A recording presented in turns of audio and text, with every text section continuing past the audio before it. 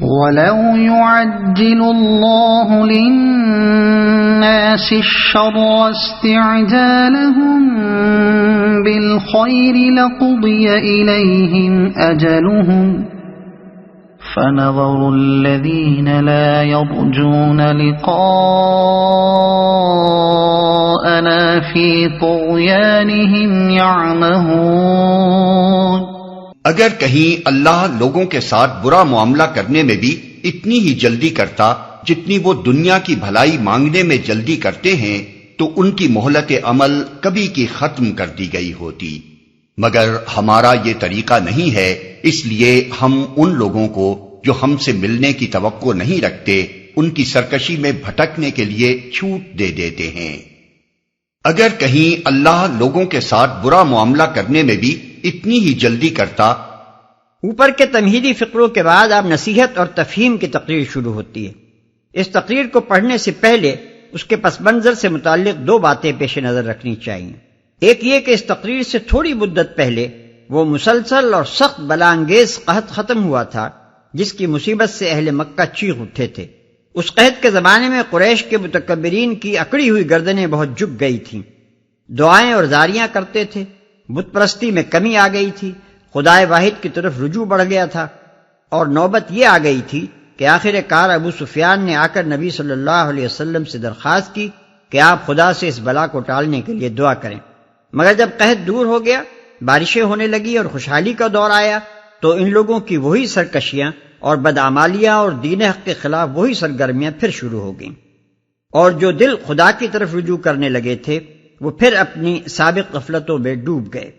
ملاحظہ ہو النحل آیت 113، المؤمنون آیات 75 تا 77، الدخان آیات 10 تا 16۔ دوسرے یہ کہ نبی صلی اللہ علیہ وسلم جب کبھی ان لوگوں کو انکار حق کی پاداش سے ڈراتے تھے تو یہ لوگ جواب میں کہتے تھے کہ تم جس عذاب الہی کی دھمکیاں دیتے ہو وہ آخر آ کیوں نہیں جاتا، اس کے آنے میں دیر کیوں لگ رہی ہے؟ اسی پر فرمایا جا رہا ہے کہ خدا لوگوں پر رحم و کرم فرمانے میں جتنی جلدی کرتا ہے ان کو سزا دینے اور ان کے گناہوں پر پکڑ لینے میں اتنی جلدی نہیں کرتا۔ تم چاہتے ہو کہ جس طرح اس نے تمہاری دعائیں سن کر بلائے قحط جلدی سے دور کر دی، اسی طرح وہ تمہارے چیلنج سن کر اور تمہاری سرکشیاں دیکھ کر عذاب بھی فوراً بھیج دے، لیکن خدا کا طریقہ یہ نہیں ہے۔ لوگ خواہ کتنی ہی سرکشیاں کیے جائیں وہ ان کو پکڑنے سے پہلے سنبھلنے کا کافی موقع دیتا ہے، پیہم تنبیہات بھیجتا ہے اور رسی ڈھیلی چھوڑے رکھتا ہے، یہاں تک کہ جب رعایت کی حد ہو جاتی ہے تب پاداش عمل کا قانون نافذ کیا جاتا ہے۔ یہ تو ہے خدا کا طریقہ، اور اس کے برعکس کمظرف انسانوں کا طریقہ وہ ہے جو تم نے اختیار کیا کہ جب مصیبت آئی تو خدا یاد آنے لگا، بلبلانا اور گڑگڑانا شروع کر دیا، اور جہاں راحت کا دور آیا کہ سب کچھ بھول گئے۔ یہی وہ لچھن ہیں جن سے قومیں اپنے آپ کو عذاب الہی کا مستحق بناتی ہیں۔ وَإِذَا مَسَّ الْإِنسَانَ الضُّرُّ دَعَانَا لِجَنبِهِ أَوْ قَاعِدًا أَوْ قَائِمًا فَلَمَّا كَشَفْنَا عَنْهُ ضُرَّهُ مَرَّ كَأَن لَّمْ يَدْعُنَا إِلَى ضُرٍّ مَّسَّهُ كَذَلِكَ زُيِّنَ لِلْمُسْرِفِينَ مَا كَانُوا يَعْمَلُونَ۔ انسان کا حال یہ ہے کہ جب اس پر کوئی سخت وقت آتا ہے تو کھڑے اور بیٹھے اور لیٹے ہم کو پکارتا ہے، مگر جب ہم اس کی مصیبت ٹال دیتے ہیں تو ایسا چل نکلتا ہے کہ گویا اس نے کبھی اپنے کسی برے وقت پر ہم کو پکارا ہی نہ تھا۔ اس طرح حد سے گزر جانے والوں کے لیے ان کے کرتوت خوشنما بنا دیے گئے ہیں۔ وَلَقَدْ أَهْلَكْنَا الْقُرُونَ مِن قَبْلِكُمْ لَمَّا ظَلَمُوا وَجَاءَتْهُمْ رُسُلُهُم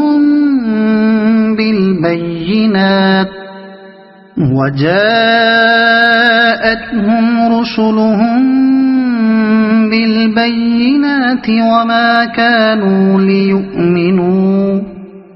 كذلك نجزي القوم المجرمين۔ لوگو، تم سے پہلے کی قوموں کو جو اپنے اپنے زمانے میں برسر عروج تھیں ہم نے ہلاک کر دیا جب انہوں نے ظلم کی روش اختیار کی اور ان کے رسول ان کے پاس کھلی کھلی نشانیاں لے کر آئے اور انہوں نے ایمان لا کر ہی نہ دیا۔ اس طرح ہم مجرموں کو ان کے جرائم کا بدلہ دیا کرتے ہیں۔ لوگوں، تم سے پہلے کی قوموں کو اصل میں لفظ قرن استعمال ہوا ہے، جس سے مراد عام طور پر تو عربی زبان میں ایک عہد کے لوگ ہوتے ہیں، لیکن قرآن مجید میں جس انداز سے مختلف مواقع پر اس لفظ کو استعمال کیا گیا ہے، اس سے ایسا محسوس ہوتا ہے کہ قرن سے مراد وہ قوم ہے جو اپنے دور میں برسر عروج اور کلی یا جزئی طور پر امامت عالم پر سرفراز رہی ہو۔ ایسی قوم کی ہلاکت لازماً یہی معنی نہیں رکھتی کہ اس کی نسل کو بالکل غارت ہی کر دیا جائے، بلکہ اس کا مقام عروج و امامت سے گرا دیا جانا، اس کی تہذیب و تمدن کا تباہ ہو جانا، اس کے تشخص کا مٹ جانا اور اس کے اجزاء کا پارا پارا ہو کر دوسری قوموں میں گم ہو جانا، یہ بھی ہلاکت ہی کی ایک صورت ہے۔ جب انہوں نے ظلم کی روش اختیار کی۔ یہ لفظ ظلم ان محدود معنوں میں نہیں ہے جو عام طور پر اس سے مراد لیے جاتے ہیں، بلکہ یہ ان تمام گناہوں پر حاوی ہے جو انسان بندگی کی حد سے گزر کر کرتا ہے۔ ثم جعلناكم خلائف في الأرض من بعدهم لننظر كيف تعملون۔ اب ان کے بعد ہم نے تم کو زمین میں ان کی جگہ دی ہے تاکہ دیکھیں تم کیسے عمل کرتے ہو۔ خیال رہے کہ خطاب اہل عرب سے ہو رہا ہے اور ان سے کہا یہ جا رہا ہے کہ پچھلی قوموں کو اپنے اپنے زمانے میں کام کرنے کا موقع دیا گیا تھا، مگر انہوں نے آخر کار ظلم و بغاوت کی روش اختیار کی، اور جو انبیاء ان کو راہ راست دکھانے کے لیے بھیجے گئے تھے ان کی بات انہوں نے نہ مانی، اس لیے وہ ہمارے امتحان میں ناکام ہوئی اور میدان سے ہٹا دی گئی۔ اب اے اہل عرب، تمہاری باری آئی ہے، تمہیں ان کی جگہ کام کرنے کا موقع دیا جاتا ہے، تم اس امتحان گاہ میں کھڑے ہو جس سے تمہارے پیش رو ناکام ہو کر نکالے جا چکے ہیں۔ اگر تم نہیں چاہتے کہ تمہارا انجام بھی وہی ہو جو ان کا ہوا، تو اس موقع سے جو تمہیں دیا جا رہا ہے صحیح فائدہ اٹھاؤ، پچھلی قوموں کی تاریخ سے سبق لو اور ان غلطیوں کا اعادہ نہ کرو جو ان کی تباہی کی موجب ہوئیں۔ وَإِذَا تُتْلَى عَلَيْهِمْ آيَاتُنَا بَيِّنَاتٍ قَالَ الَّذِينَ لَا يَرْجُونَ لِقَاءَنَا ائْتِ بِقُرْآنٍ غَيْرِ هَذَا أَوْ بَدِّلْهُ قُلْ مَا يَكُونُ لِي أَنْ أُبَدِّلَهُ مِنْ تِلْقَاءِ نَفْسِي إِنْ أَتَّبِعُ إِلَّا مَا يُوحَى إِلَيَّ إِنِّي أَخَافُ إِنْ عَصَيْتُ رَبِّي عَذَابَ يَوْمٍ عَظِيمٍ۔ جب انہیں ہماری صاف صاف باتیں سنائی جاتی ہیں تو وہ لوگ جو ہم سے ملنے کی توقع نہیں رکھتے کہتے ہیں کہ اس کے بجائے کوئی اور قرآن لاؤ یا اس میں کچھ ترمیم کرو۔ اے محمد، ان سے کہو میرا یہ کام نہیں ہے کہ اپنی طرف سے اس میں کوئی تغیر و تبدل کر لوں، میں تو بس اس وحی کا پیرو ہوں جو میرے پاس بھیجی جاتی ہے۔ اگر میں اپنے رب کی نافرمانی کروں تو مجھے ایک بڑے ہولناک دن کے عذاب کا ڈر ہے۔ اس کے بجائے کوئی اور قرآن لاؤ یا اس میں کچھ ترمیم کرو۔ ان کا یہ قول اول تو اس مفروضے پر مبنی تھا کہ محمد صلی اللہ علیہ وسلم جو کچھ پیش کر رہے ہیں یہ خدا کی طرف سے نہیں ہے بلکہ ان کے اپنے دماغ کی تصنیف ہے، اور اس کو خدا کی طرف منسوب کر کے انہوں نے صرف اس لیے پیش کیا ہے کہ ان کی بات کا وزن بڑھ جائے۔ دوسرے ان کا مطلب یہ تھا کہ یہ تم نے توحید اور آخرت اور اخلاقی پابندیوں کی بحث کیا چھیڑ دی؟ اگر رہنمائی کے لیے اٹھے ہو تو کوئی ایسی چیز پیش کرو جس سے قوم کا بھلا ہو اور اس کی دنیا بنتی نظر آئے۔ تاہم اگر تم اپنی اس دعوت کو بالکل نہیں بدلنا چاہتے تو کم از کم اس میں اتنی لچک ہی پیدا کرو کہ ہمارے اور تمہارے درمیان کم و بیش پر مصالحت ہو سکے، پھر ہم تمہاری مانیں کچھ تم ہماری مان لو، تمہاری توحید میں کچھ ہمارے شرک کے لیے، تمہاری خدا پرستی میں کچھ ہماری نفس پرستی اور دنیا پرستی کے لیے، اور تمہارے عقیدہ آخرت میں کچھ ہماری ان امیدوں کے لیے بھی گنجائش نکلنی چاہیے کہ دنیا میں ہم جو چاہیں کرتے رہیں، آخرت میں ہماری کسی نہ کسی طرح نجات ضرور ہو جائے گی۔ پھر تمہارے یہ قطعی اور حتمی اخلاقی اصول بھی ہمارے لیے ناقابل قبول ہیں، ان میں کچھ ہمارے تعصبات کے لیے کچھ ہمارے رسم و رواج کے لیے، کچھ ہماری شخصی اور قومی اغراض کے لیے، اور کچھ ہماری خواہشات نفس کے لیے بھی جگہ نکلنی چاہیے۔ کیوں نہ ایسا ہو کہ دین کے مطالبات کا ایک مناسب دائرہ ہماری اور تمہاری رضامندی سے طے ہو جائے، اور اس میں ہم خدا کا حق ادا کر دیا کریں، اس کے بعد ہمیں آزاد چھوڑ دیا جائے کہ جس طرح اپنی دنیا کے کام چلانا چاہتے ہیں چلائیں، مگر تم یہ غضب کر رہے ہو کہ پوری زندگی کو اور سارے معاملات کو توحید و آخرت کے عقیدے اور شریعت کے ضابطے سے کس دینا چاہتے ہو۔ ایک بڑے ہولناک دن کے عذاب کا ڈر ہے۔ یہ اوپر کی دونوں باتوں کا جواب ہے۔ اس میں یہ بھی کہہ دیا گیا کہ میں اس کتاب کا مصنف نہیں ہوں، بلکہ یہ وحی کے ذریعے سے میرے پاس آئی ہے جس میں کسی رد و بدل کا مجھے اختیار نہیں، اور یہ بھی کہ اس معاملے میں مصالحت کا قطعاً کوئی امکان نہیں ہے۔ قبول کرنا ہو تو اس پورے دین کو جو کا تو قبول کرو، ورنہ پورے کو رد کر دو۔ قل لو شاء الله ما تلوته عليكم ولا أدراكم به فقد لبثت فيكم عمرا من قبله أفلا تعقلون۔ اور کہو اگر اللہ کی مشیت یہی ہوتی تو میں یہ قرآن تمہیں کبھی نہ سناتا اور اللہ تمہیں اس کی خبر تک نہ دیتا۔ آخر اس سے پہلے میں ایک عمر تمہارے درمیان گزار چکا ہوں، کیا تم عقل سے کام نہیں لیتے؟ یہ ایک زبردست دلیل ہے ان کے اس خیال کی تردید میں کہ محمد صلی اللہ علیہ وسلم قرآن کو خود اپنے دل سے گھڑ کر خدا کی طرف منسوب کر رہے ہیں، اور محمد صلی اللہ علیہ وسلم کے اس دعوے کی تائید میں کہ وہ خود اس کے مصنف نہیں ہیں بلکہ یہ خدا کی طرف سے بذریعہ وحی ان پر نازل ہو رہا ہے۔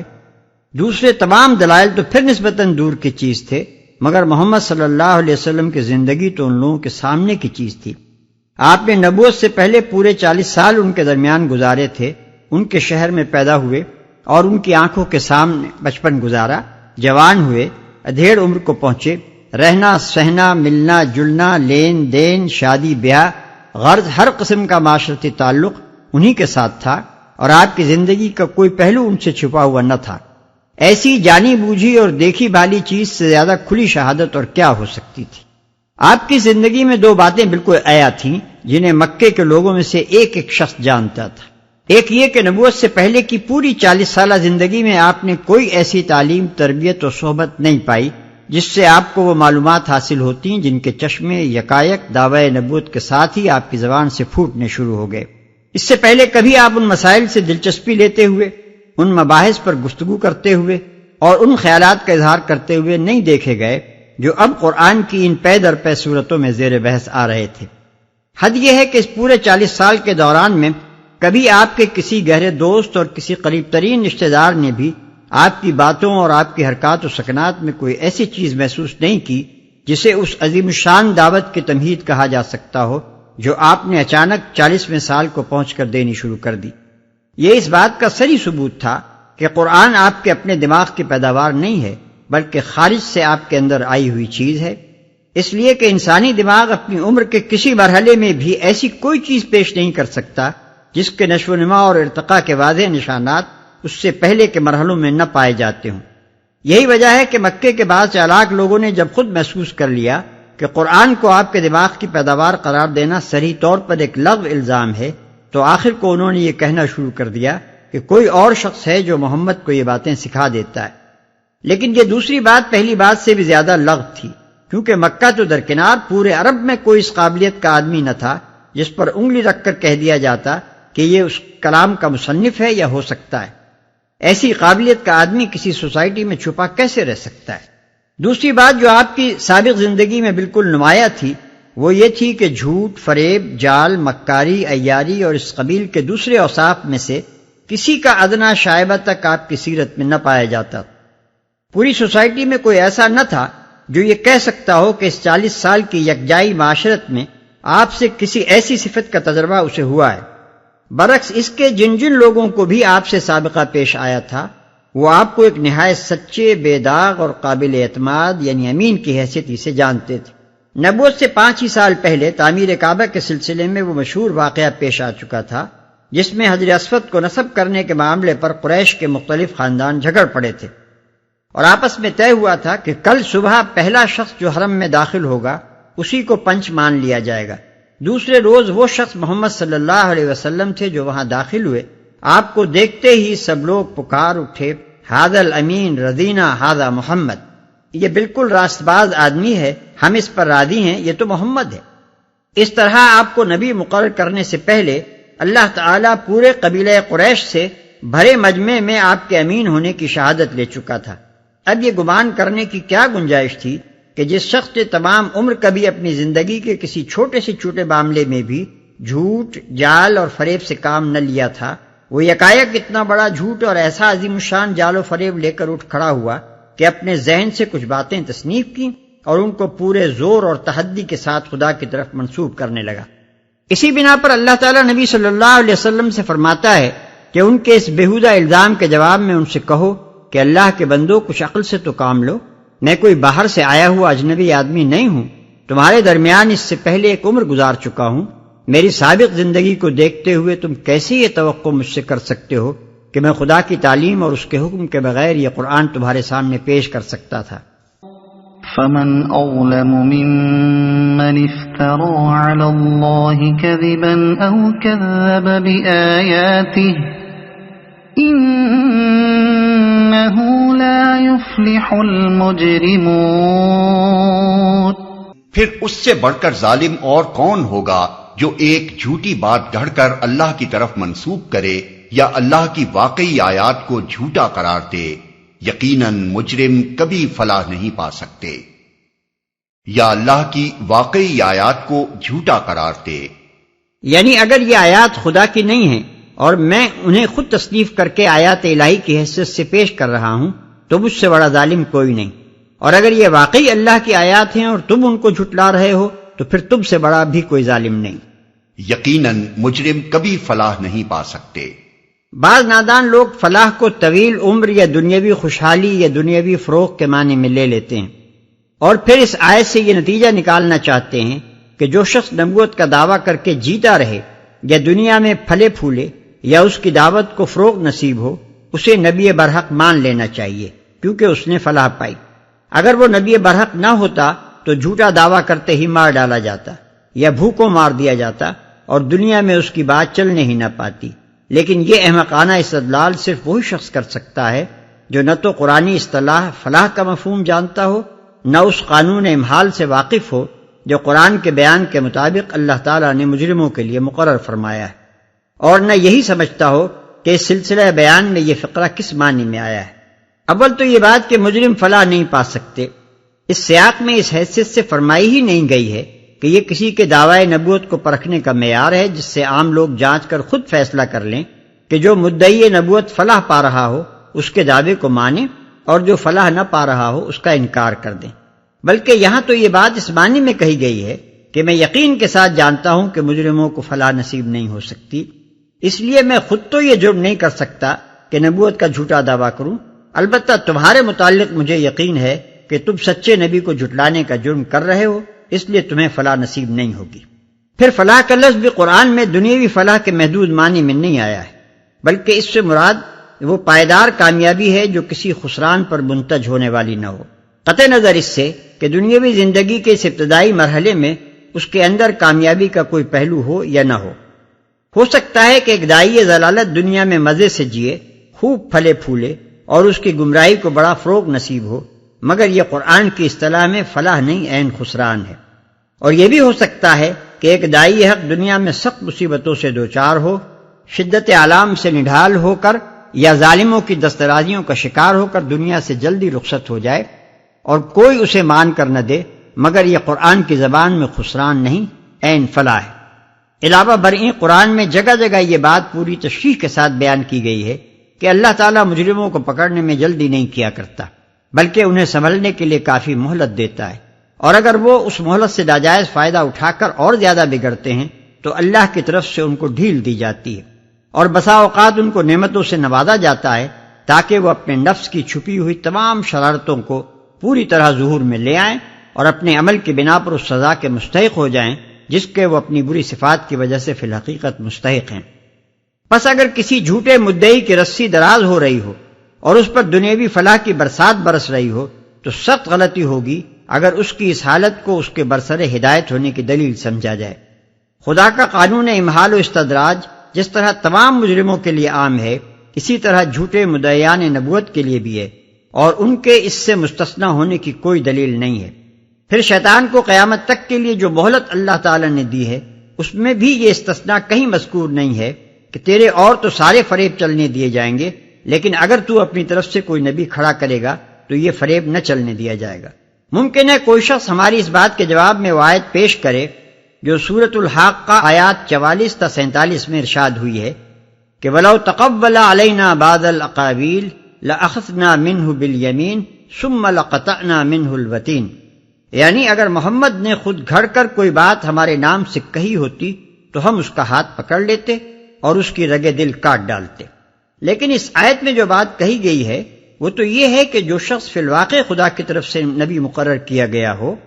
وہ اگر جھوٹی بات گھڑ کر وحی کی حیثیت سے پیش کرے تو فوراً پکڑا جائے۔ اس سے یہ استدلال کرنا کہ جو مدعی نبوت پکڑا نہیں جا رہا ہے وہ ضرور سچا ہے، ایک منطقی مغالطے کے سوا کچھ نہیں ہے۔ خدا کے قانون امحال و استدراج میں جو استثناء اس آیت سے ثابت ہو رہا ہے وہ صرف سچے نبی کے لیے ہے۔ اس سے یہ نتیجہ نہیں نکلتا کہ جو شخص نبوت کا جھوٹا دعویٰ کرے وہ بھی اس سے مستثنیٰ کیا گیا ہے۔ ظاہر بات ہے کہ سرکاری ملازموں کے لیے حکومت نے جو قانون بنایا ہو اس کا اطلاق صرف انہی لوگوں پر ہوگا جو واقعی سرکاری ملازم ہوں۔ رہے وہ لوگ جو جعلی طور پر اپنے آپ کو ایک سرکاری عہدیدار کی حیثیت سے پیش کریں تو ان پر ضابطۂ ملازمت کا نفاذ نہ ہوگا، بلکہ ان کے ساتھ وہی معاملہ کیا جائے گا جو ضابطۂ فوجداری کے تحت عام بدماشوں اور مجرموں کے ساتھ کیا جاتا ہے۔ علاوہ بری سورۃ الحاقہ کی اس آیت میں جو کچھ فرمایا گیا ہے وہ بھی اس غرض کے لیے نہیں فرمایا گیا کہ لوگوں کو نبی کے پرکھنے کا یہ معیار بتایا جائے کہ اگر پردہ غیب سے کوئی ہاتھ نمودار ہو کر اس کی رگ دل اچانک کاٹ لے تو سمجھیں کہ جھوٹا ہے، ورنہ مان لیں کہ سچا ہے۔ نبی کے صادق یا کاذب ہونے کی جانچ اگر اس کی سیرت، اس کے کام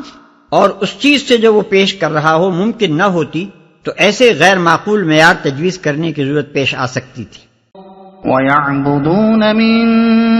دُونِ اللَّهِ مَا لَا يَضُرُّهُمْ وَلَا يَنفَعُهُمْ وَيَقُولُونَ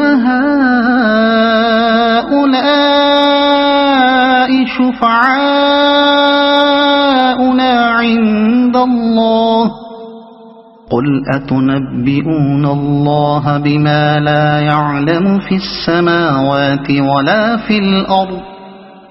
سبحانہ وتعالی عما یشرکون۔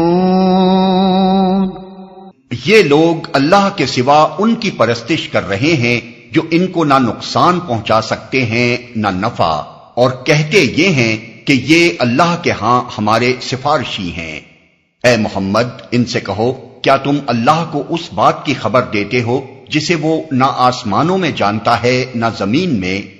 پاک ہے وہ اور بالا و برتر ہے اس شرک سے جو یہ لوگ کرتے ہیں، جسے وہ نہ آسمانوں میں جانتا ہے نہ زمین میں۔ کسی چیز کا اللہ کے علم میں نہ ہونا یہ معنی رکھتا ہے کہ وہ سرے سے موجود ہی نہیں ہے، اس لیے کہ سب کچھ جو موجود ہے اللہ کے علم میں ہے۔ پس سفارشیوں کے معدوم ہونے کے لیے یہ ایک نہایت لطیف انداز بیان ہے کہ اللہ تعالیٰ تو جانتا نہیں کہ زمین یا آسمان میں کوئی اس کے حضور تمہاری سفارش کرنے والا ہے، پھر یہ تم کن سفارشیوں کی اس کو خبر دے رہے ہو؟ وَمَا كَانَ النَّاسُ إِلَّا أُمَّةً وَاحِدَةً فَاخْتَلَفُوا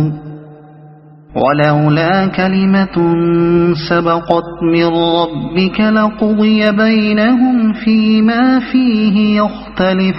يَخْتَلِفُونَ۔ ابتداً سارے انسان ایک ہی امت تھے، بعد میں انہوں نے مختلف عقیدے اور مسلک بنا لیے، اور اگر تیرے رب کی طرف سے پہلے ہی ایک بات طے نہ کر لی گئی ہوتی تو جس چیز میں وہ باہم اختلاف کر رہے ہیں اس کا فیصلہ کر دیا جاتا۔ یعنی اگر اللہ تعالیٰ نے پہلے ہی یہ فیصلہ نہ کر لیا ہوتا کہ حقیقت کو انسانوں کے حواس سے پوشیدہ رکھ کر ان کی عقل و فہم اور ضمیر و وجدان کو آزمائش میں ڈالا جائے گا، اور جو اس آزمائش میں ناکام ہو کر غلط راہ پر جانا چاہیں گے انہیں اس راہ پر جانے اور چلنے کا موقع دیا جائے گا، تو حقیقت کو آج ہی بے نقاب کر کے سارے اختلافات کا فیصلہ کیا جا سکتا تھا۔ یہاں یہ بات ایک بڑی غلط فہمی کو رفع کرنے کے لیے بیان کی گئی ہے۔ عام طور پر آج بھی لوگ اس الجھن میں ہیں، اور نزول قرآن کے وقت بھی تھے، کہ دنیا میں بہت سے مذہب پائے جاتے ہیں اور ہر مذہب والا اپنے ہی مذہب کو حق سمجھتا ہے۔ ایسی حالت میں آخر اس فیصلے کی صورت کیا ہے کہ کون حق پر ہے اور کون نہیں؟ اس کے متعلق فرمایا جا رہا ہے کہ یہ اختلاف مذاہب دراصل بعد کی پیداوار ہے۔ ابتدا میں تمام نوع انسانی کا مذہب ایک تھا اور وہی مذہب حق تھا۔ پھر اس حق میں اختلاف کر کے لوگ مختلف عقیدے اور مذہب بناتے چلے گئے۔ اب اگر اس ہنگامہ مذاہب کا فیصلہ تمہارے نزدیک عقل و شعور کے صحیح استعمال کے بجائے صرف اسی طرح ہو سکتا ہے کہ خدا خود حق کو بے نقاب کر کے سامنے لے آئے، تو یہ موجودہ دنیاوی زندگی میں نہیں ہوگا۔ دنیا کی یہ زندگی تو ہے ہی امتحان کے لیے، اور یہاں سارا امتحان اسی بات کا ہے کہ تم حق کو دیکھے بغیر عقل و شعور سے پہچانتے ہو یا نہیں۔ وَيَقُولُونَ لَوْلَا أُنزِلَ عَلَيْهِ آيَةٌ مِّن رَّبِّهِ فَقُلْ إِنَّمَا الْغَيْبُ لِلَّهِ فَانتَظِرُوا إِنِّي مَعَكُم مِّنَ الْمُنتَظِرِينَ۔ اور یہ جو وہ کہتے ہیں کہ اس نبی پر اس کے رب کی طرف سے کوئی نشانی کیوں نہ اتاری گئی، تو ان سے کہو غیب کا مالک و مختار تو اللہ ہی ہے، اچھا انتظار کرو، میں بھی تمہارے ساتھ انتظار کرتا ہوں۔ اس کے رب کی طرف سے کوئی نشانی کیوں نہ اتاری گئی، یعنی اس بات کی نشانی کہ یہ واقعی نبی برحق ہے اور جو کچھ پیش کر رہا ہے وہ بالکل درست ہے۔ اس سلسلے میں یہ بات پیش نظر رہے کہ نشانی کے لیے ان کا یہ مطالبہ کچھ اس بنا پر نہ تھا کہ وہ سچے دل سے دعوت حق کو قبول کرنے اور اس کے تقاضوں کے مطابق اپنے اخلاق کو، عادت کو، نظام معاشرت و تمدن کو، غرض اپنی پوری زندگی کو ڈھال لینے کے لیے تیار تھے، اور بس اس وجہ سے ٹھہرے ہوئے تھے کہ نبی کی تائید میں کوئی نشانی ابھی انہوں نے ایسی نہیں دیکھی تھی جس سے انہیں اس کی نبوت کا یقین آ جائے۔ اصل بات یہ تھی کہ نشانی کا یہ مطالبہ محض ایمان نہ لانے کے لیے ایک بہانے کے طور پر پیش کیا جاتا تھا۔ جو کچھ بھی ان کو دکھایا جاتا اس کے بعد وہ یہی کہتے کہ کوئی نشانی تو ہم کو دکھائی ہی نہیں گئی، اس لیے کہ وہ ایمان لانا چاہتے نہ تھے۔ دنیاوی زندگی کے ظاہری پہلو کو اختیار کرنے میں یہ جو آزادی ان کو حاصل تھی کہ نفس کی خواہشات و رغبات کے مطابق جس طرح چاہیں کام کریں اور جس چیز میں لذت یا فائدہ محسوس کریں اس کے پیچھے لگ جائیں، اس کو چھوڑ کر وہ ایسی غیبی حقیقتوں یعنی توحید و آخرت کو ماننے کے لیے تیار نہ تھے جنہیں مان لینے کے بعد ان کو اپنا سارا نظام حیات مستقل اخلاقی اصولوں کی بندش میں باندھنا پڑ جاتا۔ میں بھی تمہارے ساتھ انتظار کرتا ہوں، یعنی جو کچھ اللہ نے اتارا ہے وہ تو میں نے پیش کر دیا، اور جو اس نے نہیں اتارا وہ میرے اور تمہارے لیے غیب ہے جس پر سوائے خدا کے کسی کا اختیار نہیں، وہ چاہے تو اتارے اور نہ چاہے تو نہ اتارے۔ اب اگر تمہارا ایمان لانا اسی پر موقوف ہے کہ جو کچھ خدا نے نہیں اتارا ہے وہ اترے تو اس کے انتظار میں بیٹھے رہو، میں بھی دیکھوں گا کہ تمہاری یہ ضد پوری کی جاتی ہے یا نہیں۔